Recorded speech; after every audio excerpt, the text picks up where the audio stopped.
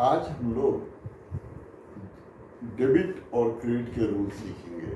पहले ये समझ लेते हैं कि डेबिट क्या होता है, क्रेडिट क्या होता है।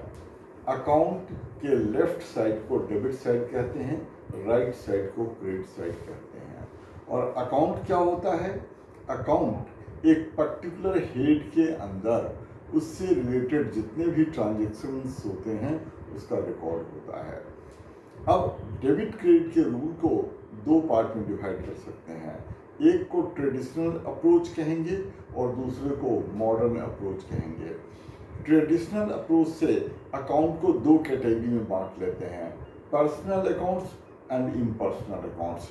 पर्सनल अकाउंट्स मतलब बिजनेस को ध्यान में रखेंगे कि जिसकी हम अकाउंटिंग कर रहे हैं, जो अकाउंटिंग एंटिटी है, एंटिटी कॉन्सेप्ट कि बिजनेस एक सेपरेट और डिस्टिंक्ट एंटिटी है।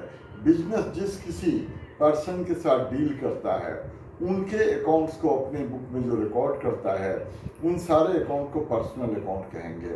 अब ये पर्सनल अकाउंट भी तीन टाइप के हो सकते हैं। नेचुरल पर्सनल अकाउंट जैसे Ram, Shyam, Mohan, x, y, z जिसके साथ बिजनेस डील कर रहा है, बिजनेस के पॉइंट ऑफ व्यू से उसका अकाउंट बिजनेस की बुक में जो है नेचुरल पर्सनल अकाउंट है। दूसरा artificial personal account. Artificial personal account का मतलब कोई इंस्टीट्यूशन है, बिजनेस है, स्कूल, क्लब, हॉस्पिटल, ये है जिसके साथ एंटिटी डील कर रहा है, उसके अकाउंट को बिजनेस की बुक में आर्टिफिशियल पर्सनल अकाउंट कहेंगे। तीसरे टाइप का पर्सनल अकाउंट होता है रिप्रेजेंटेटिव पर्सनल अकाउंट। मतलब बिजनेस की बुक में अगर कोई अकाउंट जो किसी नेचुरल पर्सन या आर्टिफिशियल पर्सन या दोनों को रिप्रेजेंट करता है, वो बिजनेस के पॉइंट ऑफ व्यू से रिप्रेजेंटेटिव पर्सनल अकाउंट है।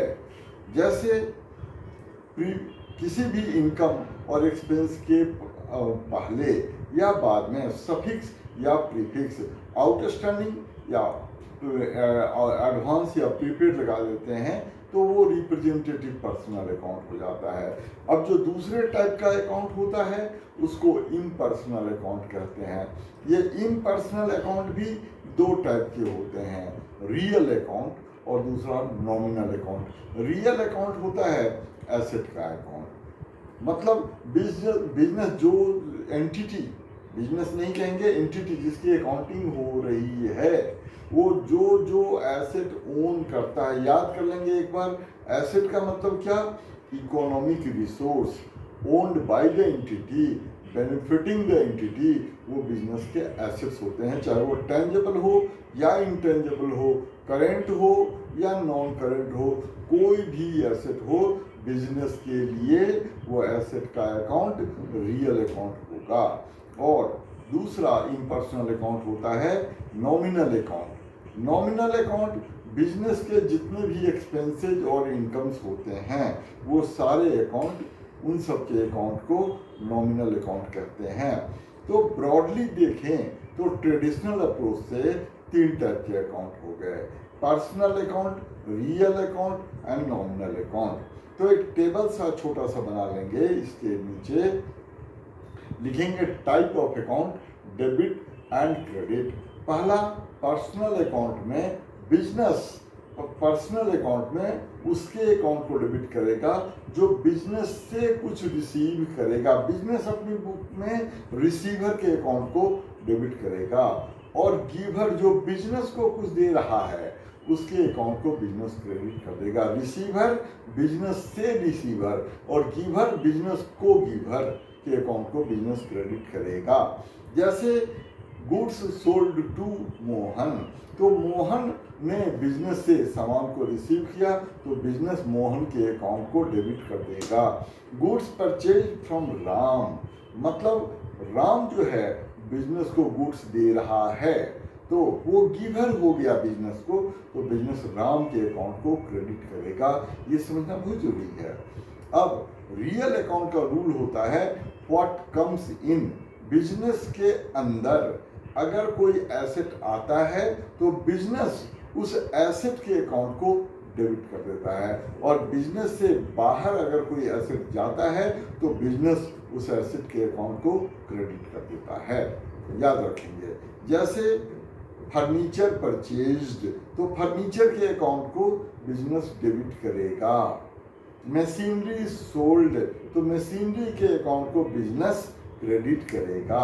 और तीसरा अकाउंट नॉमिनल अकाउंट का रूल होता है debit all expenses and losses.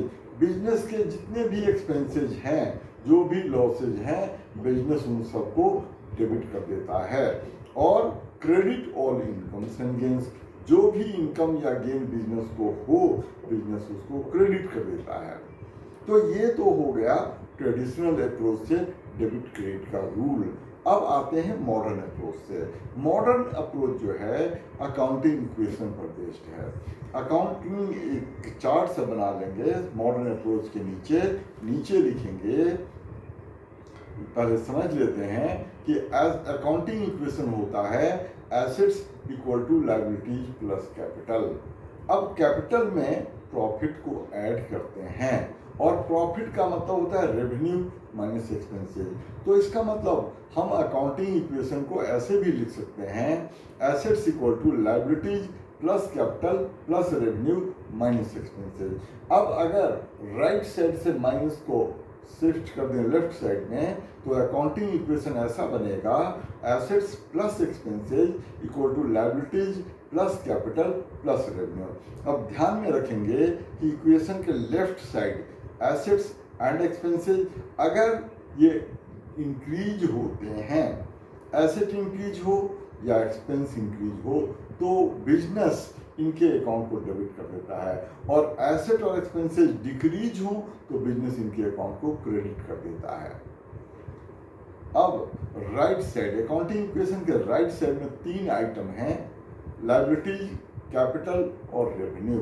अगर ये तीनों ही इंक्रीज होते हैं बिजनेस के, एंटिटी कॉन्सेप्ट हमेशा याद रखेंगे, बिजनेस के ये तीनों अगर इंक्रीज होते हैं तो बिजनेस इन तीनों के अकाउंट को क्रेडिट करता है।